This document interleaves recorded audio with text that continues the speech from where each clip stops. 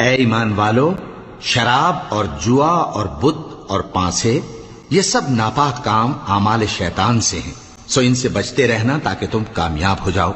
शैतान तो ये चाहता है कि शराब और जुए के सबब तुम्हारे आपस में दुश्मनी और रंजिश डलवा दे और तुम्हें अल्लाह की याद से और नमाज से रोक दे।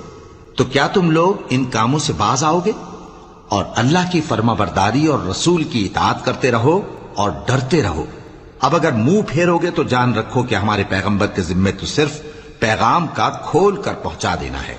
जो लोग ईमान लाए और नेक अमल करते रहे उन पर उन चीजों का कुछ गुनाह नहीं जो वो खा चुके, जबकि उन्होंने परहेज किया और ईमान लाए और नेक काम किया, फिर परहेज किया और ईमान लाए, फिर परहेज किया और नेकुकारी की, और अल्लाह नेकुकारों को दोस्त